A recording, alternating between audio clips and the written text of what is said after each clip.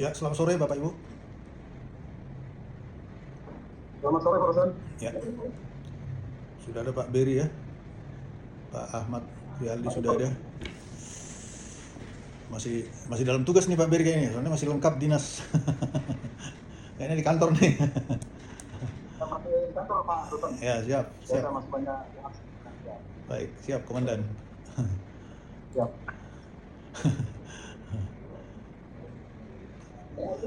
Oke, baik Bapak Ibu. Ya materi kita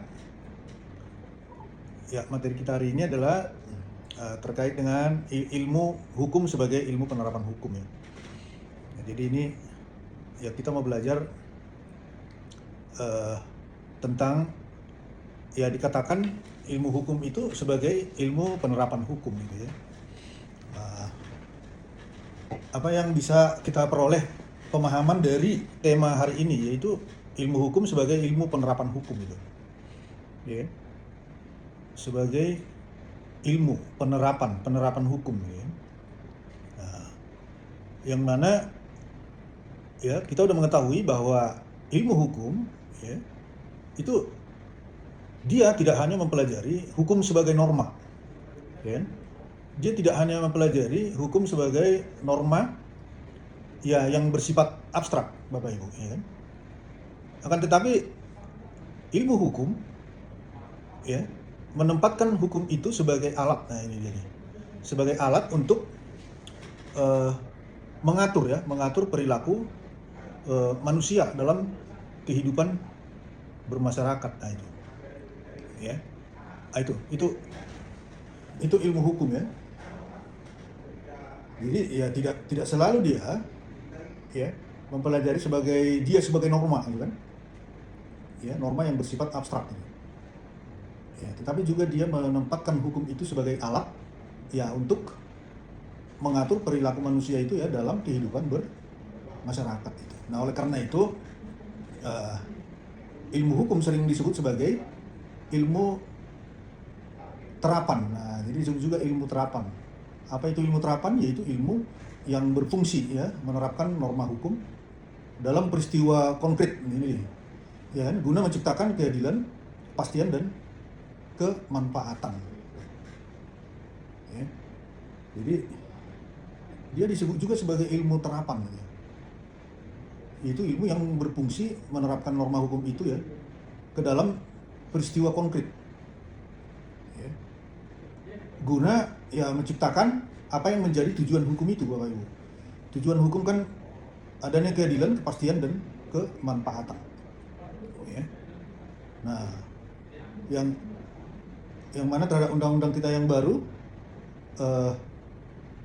KUHP nasional itu yang sudah berlaku ya sejak 2 Januari lalu ya, Undang-Undang nomor 1 tahun 2023 dan Undang-Undang nomor 20 tahun 2025 dan Undang-Undang nomor 1 tahun 2026 ya. Inilah landasan daripada hukum pidana nasional kita mengganti KUHP warisan dari kolonial Belanda ya. Nah, kita sebut itu hukum lama bahwa itu sudah kita tinggalkan. Nah, terhadap undang-undang yang baru itu yang itu disebut sebagai KUHP dan KUHAP nasional kan gitu ya. Dan biasanya kan digandengkan tuh KUHP KUHAP. Nah, maka disebut namanya KUHP KUHAP nasional. Ya. Nah, terkait hukum ini Bapak Ibu ya patut kita bergembira ya. Bahwa Indonesia sudah mampu ya menghadirkan ya hukum nasional tentang pidana ya sebagai pengganti hukumnya Belanda yang kita pakai. Ya. Nah, ya. Yang mana di dalamnya memang penekanannya Bapak Ibu ya semoga aja ini penekanan tersebut itu ya benar-benar ditegakkan dalam penegakannya gitu. Nah, yang mana di dalamnya itu ya ada ya sebagai menjawab tantangan yang selama ini dihadapi oleh rakyat Indonesia itu ya, dalam perolehan penerapan hukum yang seringkali ya dalam penerapannya dalam prakteknya itu ya yang sepertinya tidak berpihak kepada rakyat bawah gitu ya, kalangan bawah disebut gitu ya, yaitu di sana ada hukum yang berkeadilan, ya, berkepastian, dan yang satu lagi yang lebih kita patut sambut itu yaitu bahwa ada jaminan, ya, terhadap perlindungan hak asasi manusia dalam penerapan hukum pidana ini, gitu. Ya kan? Yang mana sebelumnya itu ya nggak ada pernah muncul itu bunyi itu. Bahkan walaupun regulasi, ya, peraturan undang-undang yang khusus yang lebih spesialis mengatur tentang HAM itu nggak ada ininya, nggak ada terlalu, ya, nampak dalam penerapannya benar-benar memberikan perlindungan HAM kepada rakyat masyarakat gitu, ya. Ya. Maka ya inilah harapan seluruh rakyat, ya, masyarakat bangsa Indonesia, ya, dengan adanya tujuan daripada hukum nasional itu, ya, yang di sana disebutkan ada jaminan, ya, namanya ada jaminan itu udah, wah, itu udah hebat itu, ya, ya, jaminan perlindungan HAM, hak asasi manusia, ya. Nah, ya, seiring tadi kita muncul dalam bicara tentang ilmu terapan tadi, yang mana ini ilmu yang berfungsi tadi, yang menerapkan norma hukum, ya, dia berfungsi menerapkan, jadi menerapkan hukum itu ke dalam peristiwa yang konkret, yang nyata, ya kan, yang mana dia hadir untuk menciptakan keadilan, ya, kepastian dan kemanfaatan di sini. Nah, pidana nasional ada ditambah di sana yaitu memberikan jaminan perlindungan hak asasi manusia. Nah, itu hebat tuh, ya kan? Ya, artinya ya, semoga saja, ya, benar-benar penerapannya, ya. Ya, ya, sebenarnya sih Bapak Ibu, ya, terkait dengan hukum itu, ya, peraturan itu, undang-undang itu sebenarnya sudah baik semua, ya, sudah bagus gitu, ya. Tetapi yang sebenarnya, ya, adalah pada penegak hukumnya, gitu, ya, penegak hukumnya. Itu aja sebenarnya. Kalau hukumnya semuanya baik, hukum itu, ya, nggak ada hukum yang tidak baik, ya. Nah, semuanya untuk memberikan kenyamanan, ketentraman, ketertiban, ya, kepada masyarakat, kan gitu, rakyat, gitu, ya. Tetapi ini, ya, dalam penegakannya, ya, problemnya itu dalam penegakannya, ya. Nah, itu, ya, Bapak Ibu. Jadi ilmu hukum sebagai ilmu penerapan hukum, ya. Nah, dalam konteks PIH ini, ya, kita harus mendapat perolehan pemahaman ini, bicara tentang ilmu hukum sebagai ilmu penerapan hukum, gitu, ya. Artinya, ya, ini tandanya bahwa kita pernah belajar, ya, pengantar ilmu hukum di Fakultas Hukum, kan gitu, ya. Jadi, ya, harus dapat memahami terkait itu tadi, kan, ya. Jadi, ya, hukum sebagai alat untuk mengatur perilaku manusia itu, ya. Nah, jadi bukan sebagai bukan hanya semata-mata berbicara dia sebagai norma yang bersifat abstrak tadi, kan.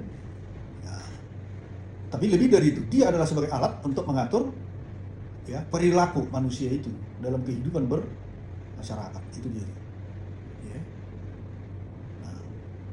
Nah,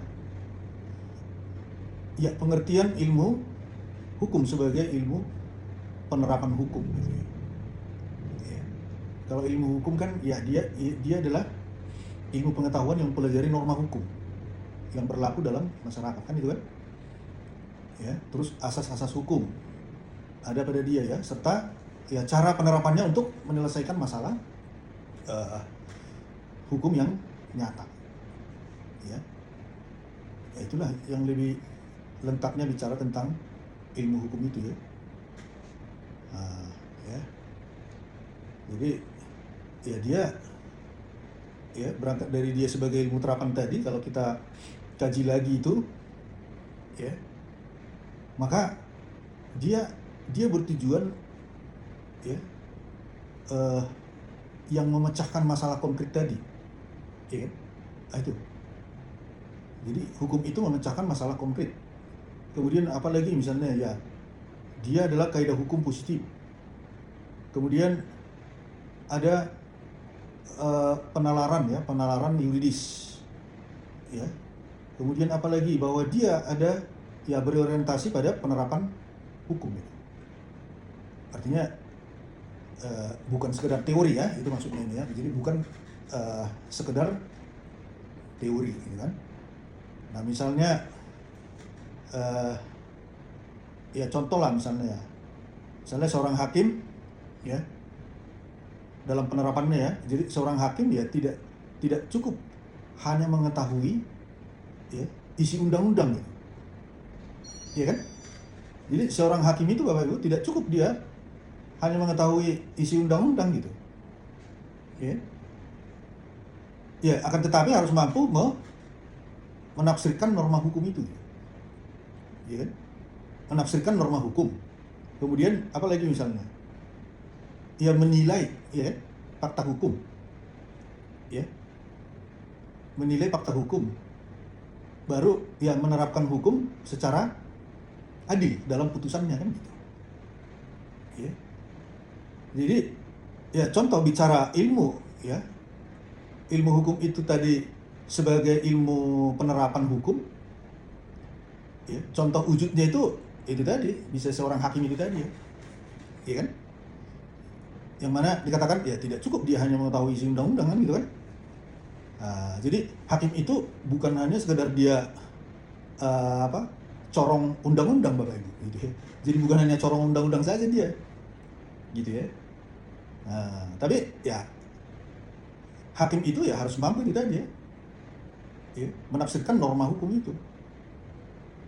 Kemudian ya menilai fakta hukum.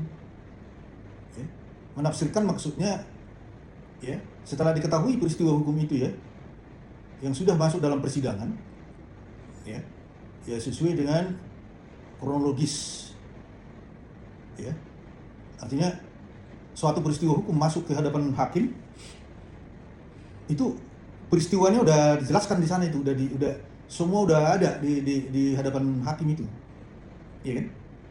Misalnya peristiwa pidana terjadi peristiwa pidana di tengah-tengah masyarakat ya kan.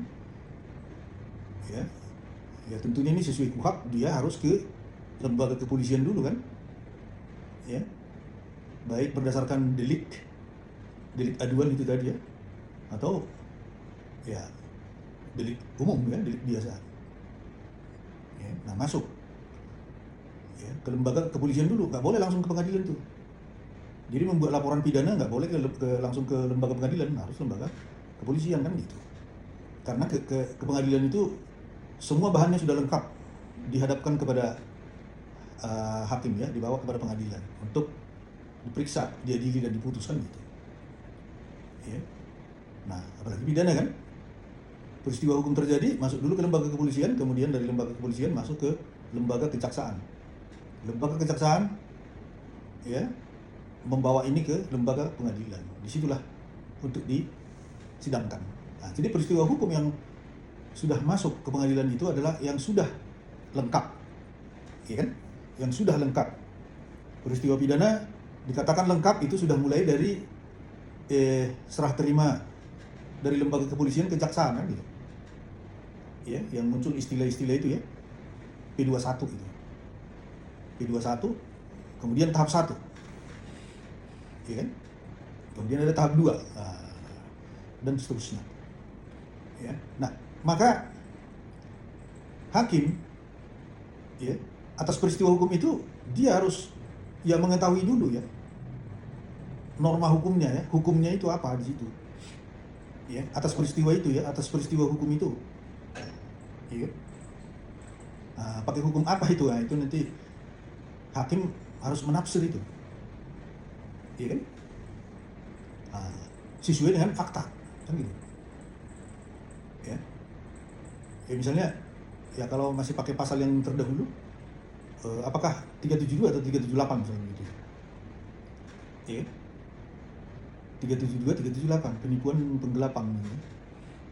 Ya, atau 362 ya 372. Gitu ya. Pencurian dan penggelapan, agak ya tipis ini ya, pencurian dan penggelapan. Ya. Nah, hakim harus menafsirkan norma hukumnya dulu itu yang memastikan kan. Ya. Ya tentu dengan menilai fakta hukum, dinilailah fakta hukum itu. Telah sesuaikah kan gitu kan. Baru Setelah udah ditemukan itu semua, faktanya jelas, norma hukumnya ya untuk diterapkan hukumnya itu kepada fakta tersebut, peristiwa tersebut sudah benar, maka dari situlah dia mulai dapat menerapkan hukum itu ya, secara adil dalam putusan. Nah itu dia. Ya begitulah cara kerja seorang hakim ya. Ya. Jadi hakim disebut juga sebagai wujud ilmu hukum sebagai ilmu penerapan. Ya, kalau kita ambil contoh ya, hakim. Gitu, Bapak Ibu ya. Ya selain hakim mungkin ya yang lain ya, penegak hukum yang lain misalnya dalam hal menerapkan hukum gitu ya. Ya. Seorang advokat pun ya seperti itu juga gitu kan. Seperti itu juga advokat kan. Artinya terjadi peristiwa hukum dialami oleh seseorang misalnya ya, yang mengalami persoalan hukum. Katakanlah itu ya perdata atau pidana atau sengketa hukum lainnya ya. Ya advokat saja ya dia harus dapat menemukan hukumnya ya, dari atas peristiwa yang diceritakan oleh si kliennya itu kan. Advokat juga menilai fakta hukum itu sesuai memang cerita dari si kliennya itu kan. Baru dia tahu ya kan, hukum mana nanti yang akan dia tempuh dalam mengupayakan ya mengurus persoalan hukum ya, sengketa hukum yang dihadapi oleh kliennya itu. Nah, itu. Ya, jadi sama, itu juga sebagai wujud ilmu hukum sebagai ya ilmu penerapan ya. Nah, itu Bapak Ibu ya. Kemudian apa lagi misalnya ya jaksa pun demikian gitu kan, walaupun jaksa dalam hal ini ya, dalam peristiwa pidana ya sudah dari lembaga kepolisian ya sudah dilakukan pendidikan gitu ya. Bukti-bukti udah ditemukan gitu ya. Jadi lembaga kejaksaan sebenarnya ya hanya yang memeriksa aja udah sesuai belum nih gitu kan.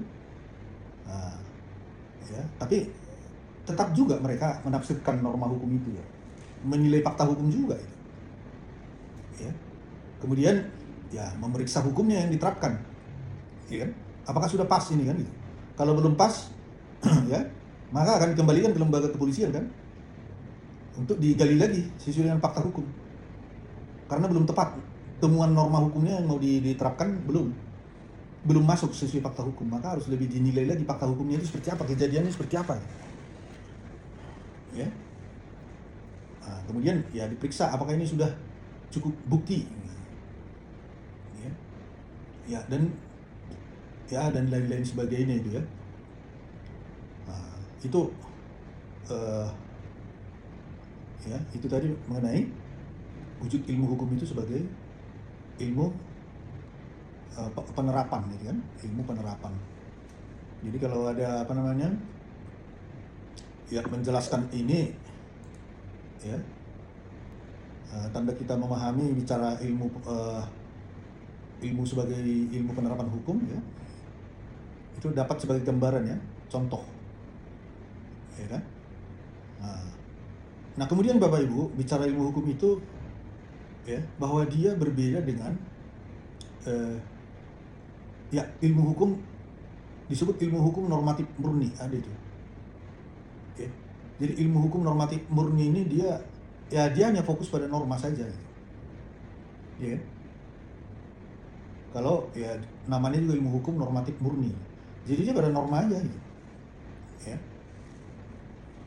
Kemudian juga berbeda ya filsafat hukum. Berbeda apa sama Bapak Ibu? Ilmu hukum itu apakah juga dia dapat disebut sebagai filsafat hukum?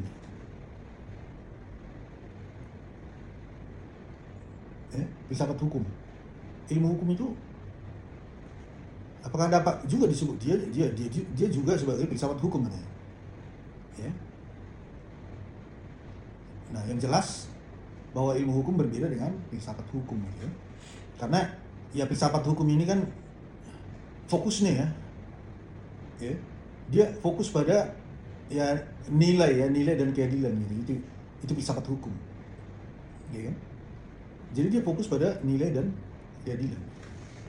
Ya. Kemudian juga dengan misalnya sosiologi hukum, kan ada sosiologi hukum kan? Ya. Sosiologi hukum. Kalau sosiologi hukum ini dia mempelajari apa, Bapak Ibu? Fokus kemana dia? Sosio. Fokus kemana nih bicara sosiologi hukum ini? Sebenarnya lebih fokus ke Mana? penerapan hukum di masyarakat. Penerapan hukum di masyarakat. Di masyarakat. Masyarakat. Alias masyarakat itu masuk dalam konteks bermasyarakat. Betul. Nah, Betul. itu bisa kita sebut masuk ke konteksnya apa dia? Ya. Apa biasa disebut itu? Yaitu Sosial. Nah, sosial kan, namanya judulnya kan sosiologi, ya, sosial. Jadi betul dia, ya dia di dalam masyarakat, ya, kehidupan bermasyarakat, ya kan. Nah, jadi fokusnya berarti ya fakta sosial masyarakat, ya kan, sosial. Nah, ya sila kelima ya kan, keadilan sosial bagi seluruh rakyat Indonesia kan gitu kan. Nah, sosiologi, ya fokusnya gitu kan. Nah, arahnya gitu kan. Jadi dia mempelajari itu gitu. Ya. Nah, itu ya pemahaman ya, bicara tentang ilmu hukum ya sebagai ilmu penerapan hukum. Ya, artinya pengertiannya lah ya, pengertian dan ya lingkup. Nah, kita masuk ke poin kedua, yaitu yang disebut dengan perbuatan hukum dan hubungan hukum. Ya. Sesuai pembahasan kita ya, sub pokok pembahasan. Perbuatan hukum dan hubungan hukum.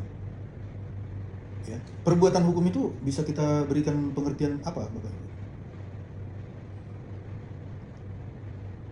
Perbuatan hukum.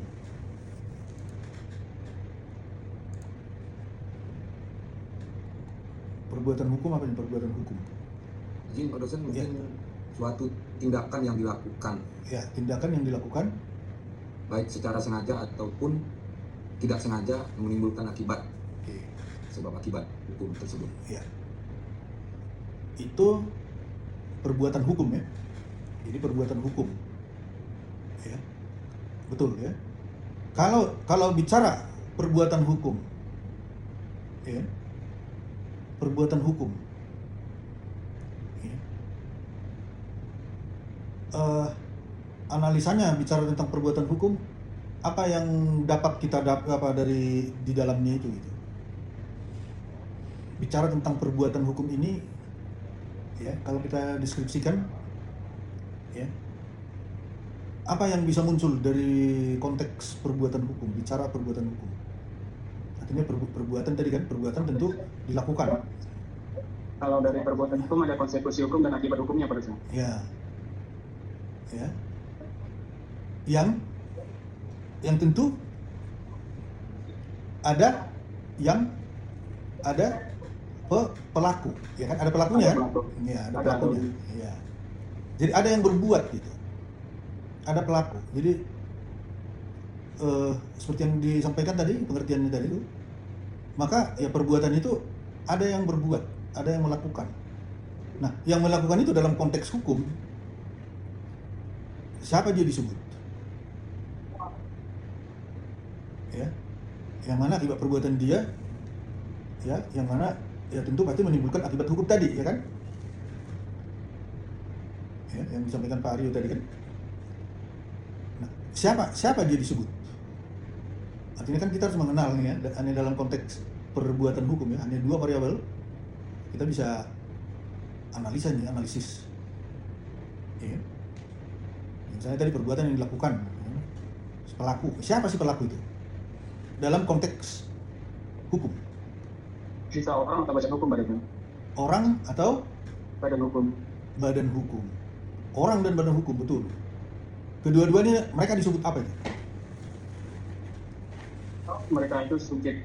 subjek. pelaku ya. Ya, betul sekali. Mereka itu disebut subjek hukum. Jadi perbuatan hukum, ya, berarti di dalamnya, ya, ada subjek hukumnya, ya kan? Nah, ada subjek hukum. Nggak mungkin ada perbuatan hukum subjek hukumnya nggak ada. Nggak mungkin. Nah itu ya. Jadi ya itu ya. Jadi subjek hukum. Ya, kalau dijabarkan lagi, ya yang seperti tadi yang disampaikan Pak Hari kan. Ya, dia orang atau badan hukum, karena itulah yang diatur oleh hukum, ya kan? Nah, gitu ya. Nah, kemudian bicara perbuatan hukum, berarti namanya si pelaku dalam berbuat, ya. Kalau dikaji lagi tuh, ya, nah, tadi juga ini udah dimunculkan ya, bahwa ya dengan sengaja pasti gitu ya. Ya, jadi dia sengaja melakukan perbuatan hukum itu, ya entah apa perbuatannya ya, artinya faktanya itu melakukan apa dia gitu, ya kan? Melakukan apa dia? Ya, misalnya dalam ranah pidana mencuri, ya perbuatan hukum dia itu mencuri, berarti perbuatan hukum yang dilakukan adalah ya kejahatan kan? Perbuatan yang dilarang oleh hukum, ya kan? Nah, atau ya yang perbuatan hukum yang tidak dilarang oleh hukum, ya misalnya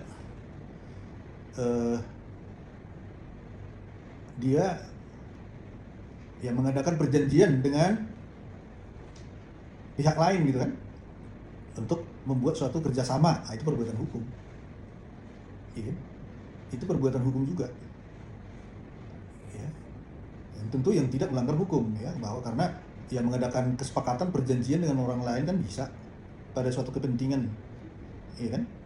Nah itu sengaja dibuat perjanjian untuk mengatur ya apa yang mereka sepakati. Nah itu tentu itu semuanya menimbulkan akibat hukum, ya kan? Ada akibat hukum ya, yang tentu ini ya akibat hukumnya itu mengikat pada perbuatan hukum itu, ya kan?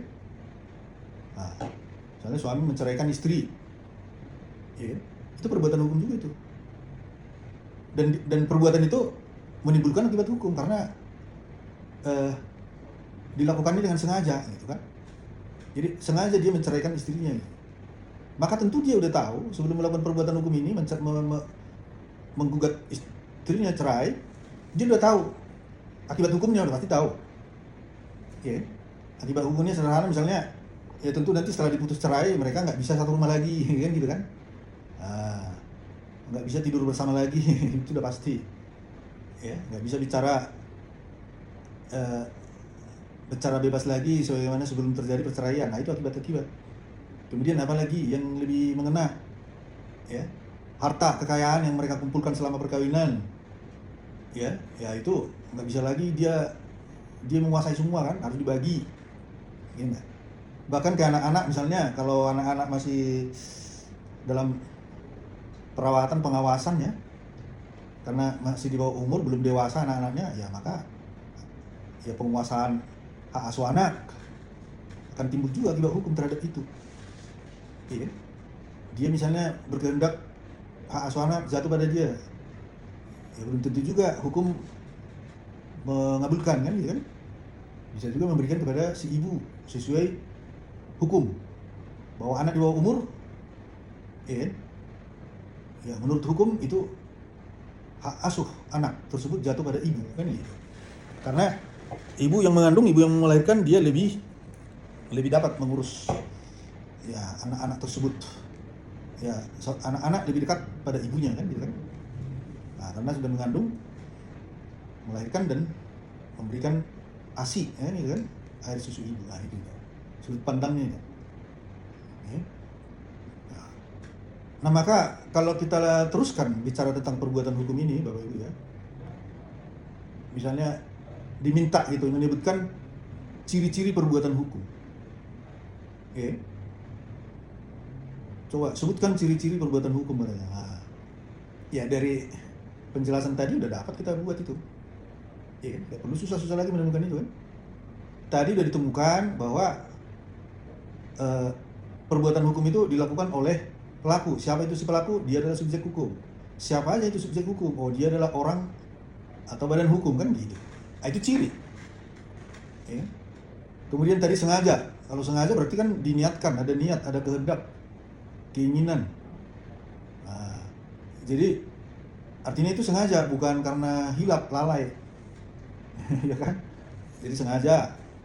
Jadi ada kehendak atau niat bahasanya, ya, sengaja.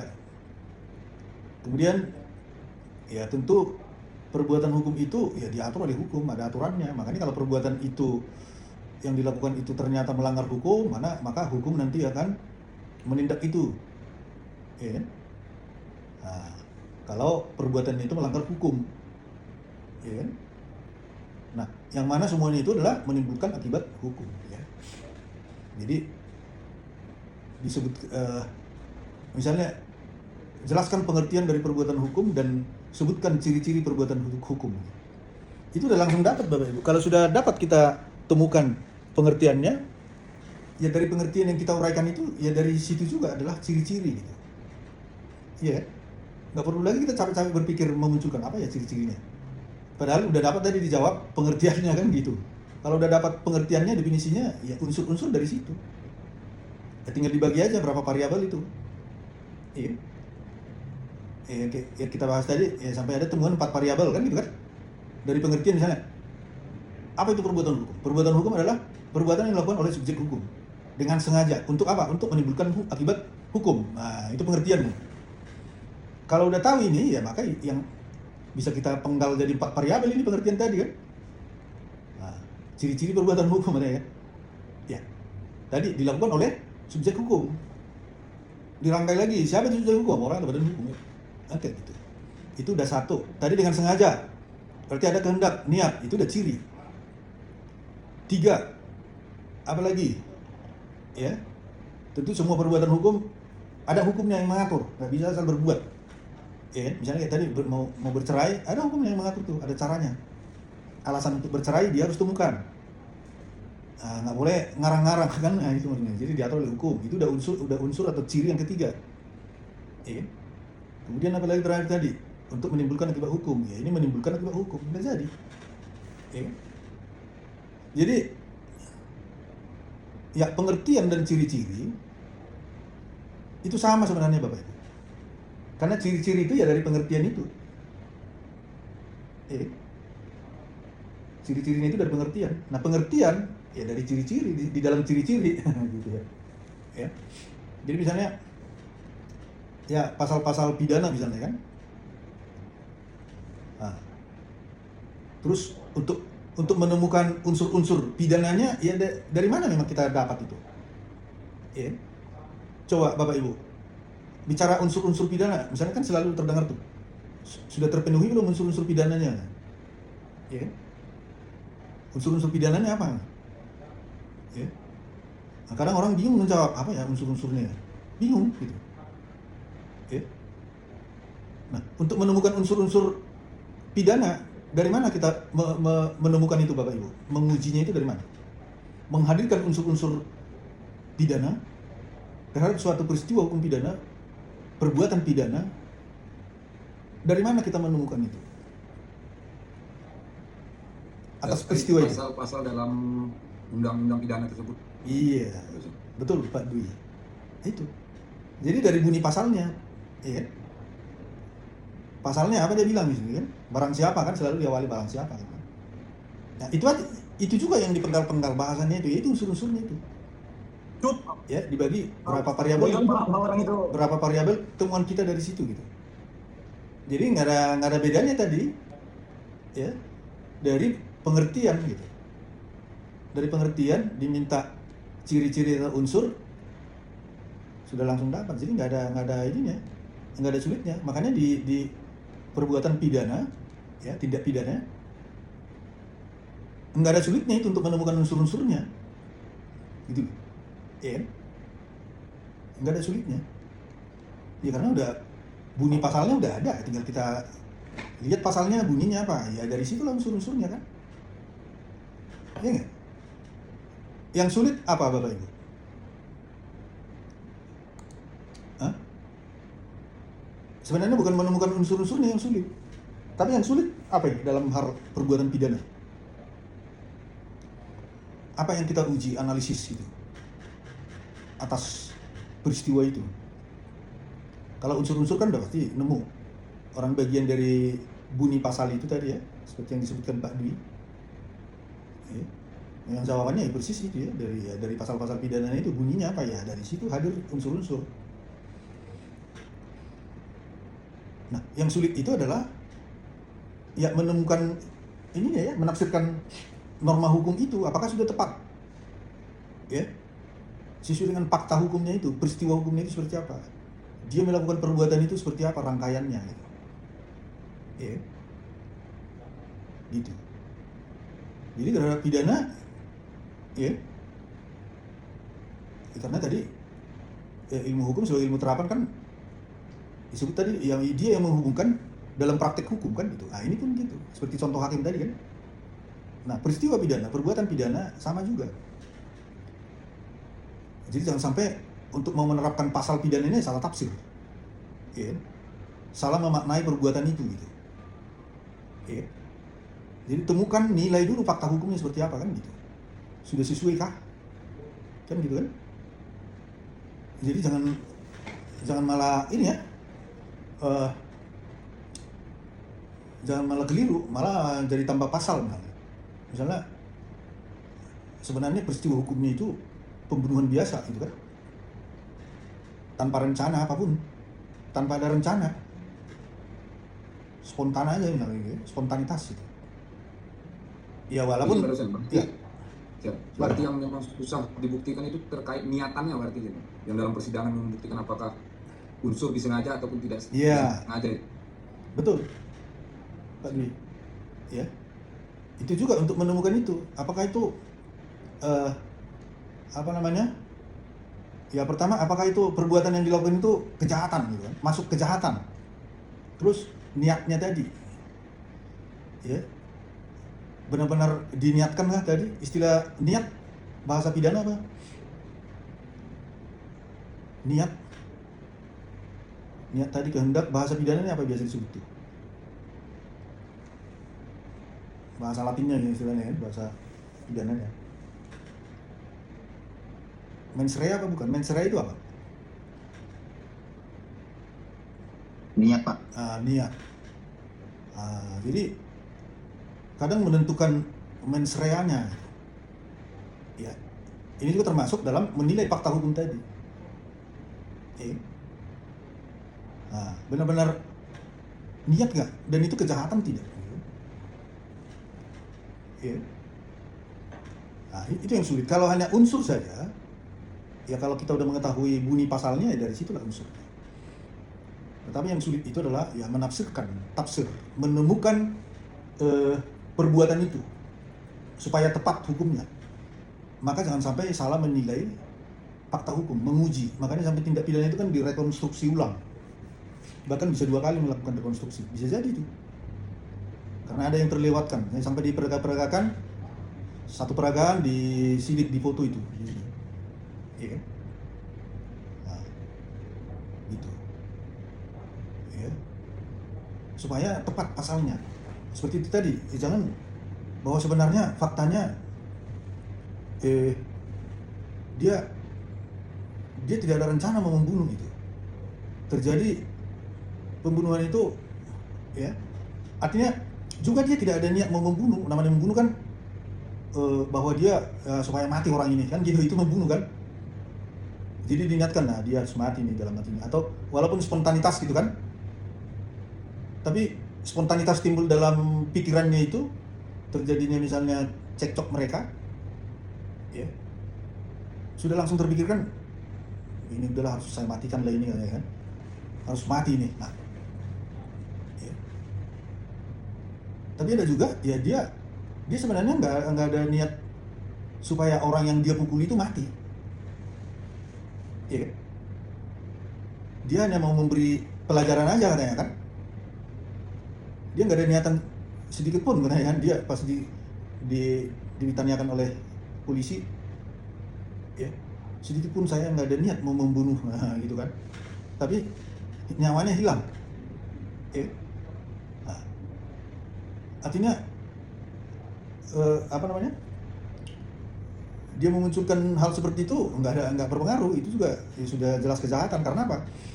Karena dia melakukan pemukulan gitu, ya katanya mau ngasih pelajaran saja gitu, tapi terus dipukuli dia terus dicekek, ada tali razia diikatkan ke lehernya, lama diikat nggak dilepas-lepas malah ditarik lebih kencang lagi, ya mati kan gitu. Atau saya hanya kasih pelajaran aja, tapi yang dia buat untuk memberikan pelajaran langsung mengangkat batu, ya mengangkat batu yang 25 kg langsung dihantamkan ke kepalanya, ya pecah kepalanya, ya kan? Ya namanya batu seberat 25 kg diangkat dihantamkan ke kepalanya, udah pasti mati lah, ya gitu. Tapi dia bilang, sedikit pun saya nggak ada niat membunuhnya Pak, saya hanya kasih pelajaran. Tapi mengasih pelajaran, dia angkat batu 25 kg dihantamkan ke kepalanya. Atau kepala orang itu dia jetotin sampai 50 kali ke tembok itu tuh mati kan gitu. Jadi ya nggak bisa, ya udah kandas pembelaan diri terhadap jawaban seperti itu kan gitu ya. Nah itu maksudnya. Terkecuali dia hanya memukul dengan sapu lidi gitu, ya kan? Dia hanya memukul karena ada pas sapu di situ, dia hanya memukuli ya entah apa yang dipukul kan, tapi dengan sapu lidi gitu. Dia melakukan perbuatan itu dengan alat, ya alatnya itu sapu lidi, tapi orangnya mati sampai hilang nyawanya. Ini bagaimana ini? Nah ini perlu selidik lagi gitu loh, iya nggak? Betul nggak Bapak Ibu? Ya, artinya logikanya, masa nyawa orang hilang hanya dipukulin dengan sapu lidi katanya kan? Ya, ini harus diuji lagi gitu loh. Berarti harus ada dinilai lagi fakta yang lain. Jangan-jangan ada yang lain nih. Karena udah pasti mental dengan masa dengan sapu lidi bisa meninggal, nggak mungkin kan gitu. Ya, menurut Bapak Ibu bagaimana terkait asumsi seperti ini? Bisa nggak nyawa manusia hilang dengan seikat sapu lidi dipukulin ke badannya atau ke dadanya atau ke mananya lah? Bisa nggak? Bisa saja Pak Rusan. Bisa. Bisa Pak Rusan. Nah, coba terangkan Pak Beri, coba dulu. Bisa saja dia posisi mukulnya tidak lurusnya, tetapi ujungnya apa sapu itu menusuk. Atau belakang, menusuk ke kan bisa saja. Ya, oke. Gitu Pak. Atau mungkin di samping itu ya bisa jadi yang bisa saja juga udah ada penyakit sebelumnya. Iya. Itu yang saya maksud Pak Beri, ya. Ya, itu. Artinya iya, gitu. Jadi artinya logika, ya. Pasti semua heran, masa bisa apa yang digunakan sampai mati orang itu ada? Sapu lidi, satu ikat katanya. Ya. Ya entah bagaimana dengan seperti yang disampaikan Pak Beri tadi kan. Ujungnya yang ditancapkan, ya kan? Nah, tapi pasti ya sekuntum sapu lidi misalnya ya diinikan ke tusuk ke perut kemana, ya oke ada yang masuk gitu kan, pasti pada patah semua itu kan, lama-lama patah, diulang lagi patah, ya. Nah maka yang benar adalah itu tadi, bahwa ternyata orang itu sudah ada penyakit sebelumnya gitu, ya sudah ada. Tapi ya walaupun ya tidak dapat dikatakan bahwa si pelaku ini ya, si subjek hukum ini ya, orang ini ya melakukan perbuatan pidana itu, memukuli orang dengan sapu lidi meninggal, ya kan? Ya. Tidak dapat lepas dari ya jeratan hukum, tetap gitu ya. Ya kan? Karena ya dengan artinya ya dengan dia melakukan itulah ya jalan sehingga ya muncul ya penyakitnya itu ya, semakin apa artinya nggak kuat dia menahan itu karena udah ada sakitnya di dalam tubuhnya sebelumnya gitu kan, melekat ada sakitnya gitu. Ya, artinya logikanya apabila orang ini tidak memukuli ya si korban ini, ya belum tentu hari itu nyawanya hilang kan gitu, belum tentu orang ini meninggal kan gitu. Nah itu logikanya gitu. Jadi tetap kena jeratan, tapi ya tidak terlalu berat lah ya. Nah, karena setelah diperiksa ya ternyata ada penyakit gitu ya. Jadi hanya kaget aja dia sebenarnya bisa mati katanya, ini apalagi dipukulin, dirajam-rajam pakai sapu lidi katanya gitu kan. Nah, dan kan kaget saja ini sudah bisa berhenti jantungnya katanya, setelah diperiksa gitu kan. Karena ini udah akut sekali penyakit yang diderita bapak ini misalnya atau orang ini. Nah, itu. Nah, itulah tadi memang ya harus dapat menilai fakta hukum gitu. Ya. Fakta hukum harus diolah atas peristiwa hukum yang terjadi itu di lapangan gitu kan. Ya, karena berangkat dari situlah semuanya. Ya, sampai temuan-temuan apa di sana ya, barang bukti. Ya sudah tahu ada beberapa alat-alat benda ya yang mendukung hilangnya nyawa orang itu gitu. Ya. Nah, kayak tadi nggak mungkin hanya sapu lidi gitu. Siapa tahu ada juga ternyata benda lain ditemukan ya yang dia gunakan ya. Nah, tapi yang kelihatan di situ hanya sapu lidi yang sudah patah-patah berserakan di situ. Iya kan? Maka dia bilang saya memukulnya dengan sapu lidi katanya. Dia berbohong. Iya kan? Ya. Terdakwa menurut hukum dapat tidak berbohong. Terdakwa, si tersangka lah atau si pelaku dapat nggak berbohong menurut hukum? Atau menurut hukum atau tidak menurut hukum? Pokoknya pertanyaannya, dapatkah si pelaku, si tersangka, si terdakwa berbohong?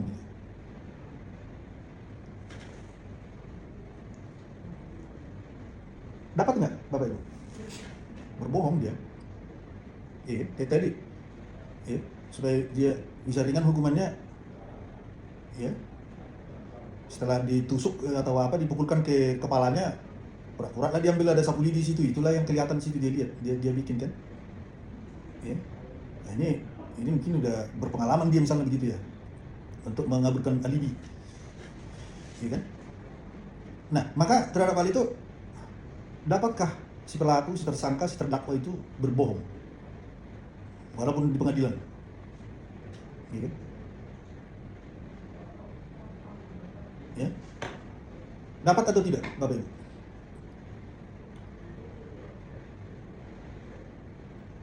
Ya. Misalnya di pengadilan ditanya, tapi yang dia ini kan itu bohong. Ya kan? Kebohongan yang dia ini kan, dia berbohong. Padahal dia tahu bagaimana dia melakukan. Begitu ditanya, dia mengarang. Bukan yang sebenarnya dia katakan gitu. Boleh tidak seperti itu, Bapak Ibu? Ya. Coba dulu. Kalau boleh, apa alasannya? Kalau tidak boleh, apa alasannya? Coba. Ya. Ya, sederhana aja itu, tapi ya perlu temuan sebagai suatu alasan gitu. Ya. Apabila dia misalnya dapat berbohong dari mulai dia ditangkap, diperiksa, diminta memberikan keterangan, ya kan? Sebagai yang diduga si pelaku, ya kan? Dari situ udah mulai dia bohong kan? Di jaksa pun ditanya bohong, di pengadilan pun ditanya bohong lagi, ada bohong. Bisa nggak seperti itu, Bapak Ibu?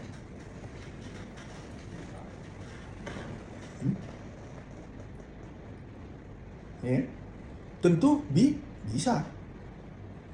Kenapa bisa? Gitu. Artinya nggak ada yang larang, ya, karena ya dia tidak disumpah dia, ya, dia tidak disumpah di pengadilan. Terdakwa diangkat sumpah nggak? Sebelum dia ditanyain oleh pihak-pihak, terdakwa itu disumpah nggak? Hakim minta berdiri terdakwa untuk diambil sumpah sebelum memberikan keterangan. Itu nggak kepada terdakwa oleh hakim? Nggak ada kan? Kalau saksi disumpah atau tidak disumpah? Disumpah. Nah, saksi kan disumpah dia. Saksi mau ngapain dia di sana? Kan sama juga memberikan keterangan kan? Ya, keterangan dia sebagai saksi. Apa yang dia lihat, dia dengar, dia perbuat, ya kan? Dan lain sebagainya kan gitu. Nah, maka kalau seorang saksi berbohong, padahal dia tahu yang sebenarnya, ya pasti dia akan, ya dapat dihukum. Yang hari itu juga kalau ditemukan, digali lagi, didalami lagi, dikejar lagi atas jawaban-jawaban dia bahwa dia melakukan kebohongan, itu bisa nggak pulang itu saksi, langsung masuk ke pemeriksaan lagi tuh. Nggak pulang dia, padahal tadi dia dihadirkan hanya saksi aja memberikan keterangan, tapi keterangan yang dia buat kebohongan semua itu. Dikejar terus dari keterangan-keterangannya itu, akhirnya ya timbul kecurigaan hakim gitu ya. Nah, pasti akan dipanggil ya, polisi untuk supaya diperiksa itu lagi ya, akan diperiksa sebagai saksi dulu memang ya. Nah, maka itu bisa meningkat dia juga nanti sebagai pelaku, tersangka, artinya bisa jadi turut serta ya, atau memberikan keterangan palsu, pidana juga kan. Nah, apalagi di ruang pengadilan kan nggak boleh, karena dia diambil sumpah, karena dia udah mengucapkan sudah bersumpah, dia berjanji di hadapan sidang, saya berjanji akan memberikan keterangan ya, tidak lain daripada yang sebenarnya, kan gitu kan. Oke. Nah, yang semuanya itu sumpah dan janjinya itu mengatasnamakan Tuhan Yang Maha Esa kan. Misalnya Muslim, demi Allah saya bersumpah kan gitu. Agama Kristen misalnya, nah, kalau agama Kristen nggak boleh bersumpah. Boleh nggak Kristen bersumpah? Tidak. Nah, tidak boleh. Makanya di pengadilan nggak ada orang Kristen demi Tuhan saya bersumpah, nggak ada. Bersumpah diganti dengan Berjanji, Pak. berjanji. Nah, gitu kan. Berjanji. Saya berjanji. Sampai ijab kabulnya Kristen dalam perkawinan kan nggak ada. Jadi janji, mengucapkan janji suci, ya kan, janji suci, ikatan cinta kasih dalam perkawinan untuk sehidup semati kan gitu kan. Ijab kabul, sakramen perkawinan itu maksudnya kan. Kalau ijab kabul kan istilah ya Muslim gitu. Nah, selain itu juga ya yang lainnya bersumpah itu ya sesuai dengan ya ajaran agama masing-masing gitu ya. Jadi ada perbedaan. Tapi itu adalah diakui memiliki kekuatan mengikat ya di dalam hukum. Jadi berjanji pun nggak boleh sembarangan, karena ya masing-masing ya mereka mengatasnamakan kitab suci. Siapa di dalam kitab suci itu ya, di situ semua mengenai Tuhan Yang Maha Esa, pencipta segalanya gitu kan. Juga yang menciptakan, yang berjanji bersumpah itu ada di dalam kitab suci itu. Kan gitu. Ya. Nah, makanya dihukum. Tapi kalau terdakwa kan nggak ada, nggak disumpah dia. Ngapain lagi dia disumpah? Memang dia pelakunya orangnya kan. Karena bahasa hukum saja ada asas praduga tak bersalah gitu kan. Jadi selalu diduga pelaku, diduga. Nah, ini aja sih, karena kepastian hukum itu harus ketokan palu majelis hakim kan gitu kan. Nah, itu baru. Ya kan? Nah, itu Bapak Ibu ya. Jadi 3 unsur tadi itu yang kita awali tadi membuat contoh ya, bahwa ilmu hukum sebagai ilmu terapan ya dalam praktik hukum, yang kita buat tadi contohnya adalah seorang hakim ya. Terhadap peristiwa hukum itu dia harus melakukan pekerjaannya, menafsirkan norma hukum itu ya. Nah, untuk menemukan hukumnya itu dia harus menilai fakta hukum gitu. Menilai, menguji, menganalisis, mengkaji. Itu kata menilai ya, memeriksa. Setelah itu sudah dapat ditemukan dan didukung oleh rasa keyakinan dia akan kebenaran dari berdasarkan fakta teman-teman dia, dari situlah dia menerapkan hukumnya gitu ya. Karena dia udah temukan hukumnya gitu ya. Nah, jadi demikian juga di dalam peristiwa pidana ya, hakim juga ya memeriksanya seperti itu ya. Ya, apalagi sidang pidana kan, asas hukum acara pidana itu kan hakim itu bersifat aktif. Kalau perdata kan pasif gitu ya. Kalau perdata itu pasif ya. Nah, itu Bapak Ibu ya. Oke, baik. Ya. Kalau hubungan hukum gitu ya. Ya, sedikit lagi nih Bapak Ibu. Ya, hubungan hukum. Ya. Supaya nggak tanggung nih ya. Karena minggu depan kita diskusi. Ya, evaluasi gitu ya. Persiapan untuk ujian akhir semester. Ya, jadi tanggung singkat saya sampaikan nih topik tema kita ya. Hubungan hukum. Bicara hubungan hukum, apa yang dapat kita ini kan Bapak Ibu? Dari dua variabel ini ya, hubungan hukum. Ya tentu sama kayak perbuatan hukum itu tadi. Pasti hubungan hukum. Berarti ada yang melakukan hubungan hukum. Siapa dia? Subjek hukum. Ya. Hubungan hukum pun siapa yang mengatur? Ya diatur oleh hukum kan. Untuk apa mereka membuat hubungan hukum tadi? Misalnya hubungan hukum dalam suatu perjanjian. Ya kan? Yang mana tadi itu menimbulkan akibat hukum. Membuat suatu kesepakatan. Nah, hubungan hukum dia menimbulkan apa Bapak Ibu? Hubungan hukum. Di dalam hubungan hukum apa? Apa yang ditimbulkan di sana? Kalau perbuatan hukum timbul akibat hukum. Ini hubungan hukum udah terjadi maksudnya hubungan hukum itu udah terlaksana. Jadi perbuatan hukum yang mereka lakukan itu terjadinya hubungan hukum. Ya. Perbuatan hukum menimbulkan akibat hukum, berarti hubungan hukum menimbulkan apa yang ditimbulkan adanya hubungan hukum? Hak dan tanggung jawab, Pak. Hak Dan tanggung jawab. hak dan kewajiban. Iya, hak dan kewajiban. Itu. Betul. Ya. Tepat sekali ya. Jadi hak dan kewajiban. Kalau perbuatan hukum dia menimbulkan akibat hukum, hubungan hukum dia menimbulkan hak dan kewajiban. Bicara hubungan hukum konteksnya sudah terjadi hubungan itu, sudah ada. Ya.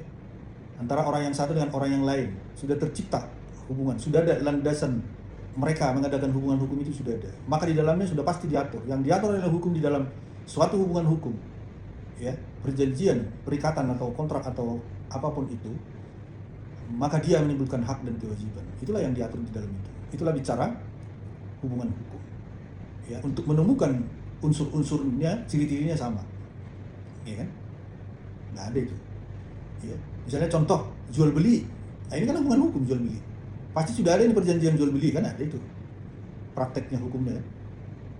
Ya enggak? Ya. Hubungan hukumnya jual beli. Ya kan gitu kan? Nah, maka akibat apa namanya? Hak dan kewajiban yang muncul, yang namanya penjual haknya apa? Dia berhak menerima pembayaran dari barang yang benda yang dia jual kan gitu kan? Kemudian si pembeli ya berhak menerima barang itu kan? Kewajibannya apa? Ya wajib membayar harga gitu ya. Penjual ya wajib menyerahkan barang, orang udah dibayar kan gitu ya. Nah, ini sebenarnya sederhana. Yang penting konteksnya itu kita tahu ya, mengurai daripada variabel-variabelnya itu ya, hubungan. Ya. Hubungan kerja juga demikian kan, sama itu. Perjanjian kerja, hubungan kerja kan. Pekerja ngapain? Ya berhak dia atas upah, dia udah bekerja. Maka kewajibannya ya wajib dia bekerja jam 8 sampai jam 5 misalnya begitu. Ya, si pengusaha ngapain? Ya wajib dia membayar upah. Ya, terus hak dia apa sebagai pengusaha? Ya dia berhak dong atas hasil kerjanya si pekerjanya. Dia udah digaji, masa dia nggak ada kerjanya? Kan gitu. Ya. Nah, itu. Yang terakhir Bapak Ibu, peristiwa hukum. Ya. Peristiwa hukum. Apa itu peristiwa hukum? Peristiwa berarti kejadian. Namanya peristiwa. Sama juga ini kan pasti akan ada akibat hukum. Ya. Nah, peristiwa. Jadi peristiwa hukum ini nggak mesti mengarah kepada ya perbuatan kejadian yang dilakukan oleh para penjahat misalnya ya, atau peristiwa hukum ini dalam sisi negatif misalnya ya, kejahatan gitu enggak. Ya. Kejadian peristiwa. Yang mana terhadap ini juga ada akibat hukum. Artinya baik ini terjadi karena perbuatan manusia maupun karena ya terjadi dengan sendirinya atau maksudnya peristiwa alam, kejadian alam. Kan gitu kan? Nah, pasti ada akibat hukum kan? Kayak bencana Sumatera, Aceh kemarin. Itu bisa kejadian alam namanya itu, bencana alam. Akibat hukumnya apa? Ya pada rusak semua ya, ada yang meninggal. Ya kan? Nah, ya. Kenapa ada akibat hukum? Ya, siapa yang bertanggung jawab ke sini kan misalnya gitu. Ya yang meninggal diapain? Gitu. Ya rumah yang udah hilang mau diapain itu nanti kan gitu. Ya, nah, itu, ya. Kemudian jenis-jenis peristiwa hukum apa misalnya? Ya karena itu tadi ya perbuatan ya melawan hukum lah. Ya. Melawan hukum, perbuatan hukum ya, perbuatan melawan hukum. Ya, artinya inilah yang dilarang oleh hukum yang tidak dikehendaki akibat hukumnya kan gitu kan. Nah, pencurian ya, penipuan, penganiayaan, pembunuhan dan lain sebagainya gitu tadi. Ya. Ya akibat hukum juga begitu ya. Nah, tidak jauh berbeda. Yang penting konteks tadi terhadap pemahaman ilmu hukum sebagai penerapan ya, sebagai ilmu terapan dalam peristiwa konkret. Ya kan? Peristiwa hukum gitu. Ya. Nah, itu ya. Maka dari ini dapat kita simpulkan ya, dari konteks pembahasan kita ini dapat kita simpulkan Bapak Ibu bahwa bicara ilmu hukum itu sebagai ilmu penerapan hukum, bahwa dia menuntut kemampuan untuk memahami norma hukum ya, dan ya menerapkannya itu dalam peristiwa konkret ya.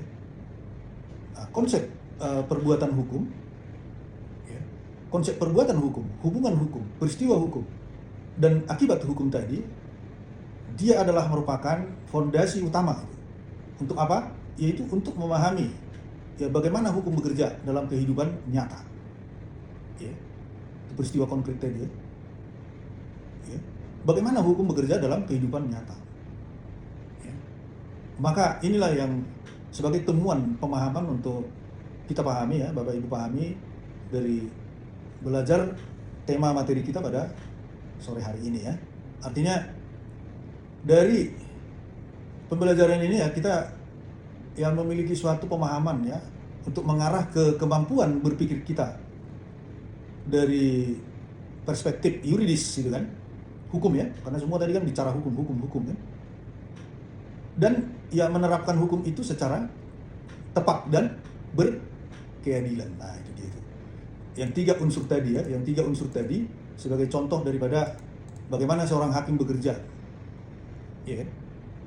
Nah, dalam menerapkan hukum itu secara adil dalam putusan. Ya. Nah, itu Bapak Ibu ya, itulah sebagai ya suatu pokok pemahaman yang perlu kita pahami dari tema kita sore hari ini, Bapak Ibu ya. Oke, Bapak Ibu, sampai di sini ada pertanyaan mengenai konteks daripada pembahasan kita itu ya, dari judul tadi ya, apa judul materi kita tadi ya, ilmu hukum sebagai ya, ilmu penerapan hukum ya. Ilmu hukum sebagai ilmu penerapan hukum ya. Yang ini mengarah kepada penerapan hukum, berarti bicara ya konkret ya, diterapkannya penerapan hukum secara konkret atas peristiwa konkret. Nah, ya. Kalau tidak ada Bapak Ibu, maka kita akhiri perjumpaan kita sore hari ini ya. Ya, masih ada satu kali lagi perjumpaan kita kuliah terakhir sesi ke-15 sebelum kita menghadapi UAS ya. Jadi masih jumpa kita di minggu depan ya. Ya, untuk itu saya ucapkan terima kasih perjumpaan sore hari ini Bapak Ibu ya. Dan doa saya semoga kita semua tetap di dalam kesehatan ya, keselamatan, dan selalu memperoleh berkat keberkahan daripada Tuhan Yang Maha Esa. Terima kasih Bapak Ibu, selamat sore, sampai jumpa.